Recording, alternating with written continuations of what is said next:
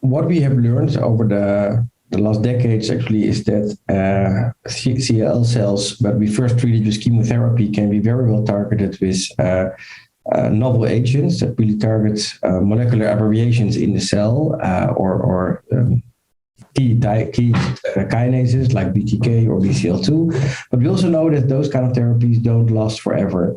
And there has been a very big movement in the field of hematology, which is to implement autologous T-cell therapy. Autologous T-cell therapy is in that situation, we make use of a patient's own cells, mostly T-cells, to evoke an immune response against the tumor cells. And most famous is the CAR T-cells or bispecific antibodies. And it has been known for years and years now that for some reason CLL cells create or influence T cells in a negative way, in the sense that they are called pseudo-exhausted. And pseudo-exhausted is a term that was for the first time described in the group from John Gribben in London. But what they've seen is that cells can make less well synapses, they are less easy to activate. Cytokines at the primary response are equal, but killing capacity is lower, proliferation is lower.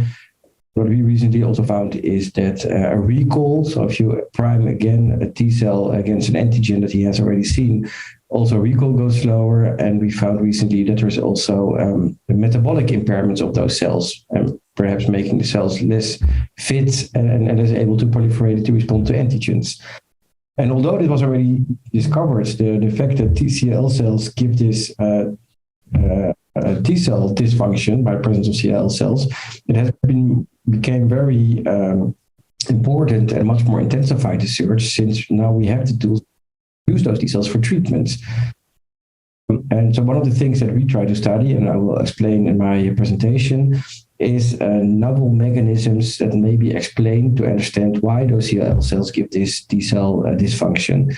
And what we found, it's for sure not an intrinsic T cell problem, because if you take the T cells out of a patient and you sort them only on the T cells, function is mostly repaired, but it's really the presence of CLL cells that give rise to this dysfunction. And in my talk, I will focus on different pathways actually describing why this CLL cells might do this. And this is not only interesting, I think, from a biological point of view, but hopefully with these novel studies, we actually will find the tools to also allow T cell therapy to become successful in this disease.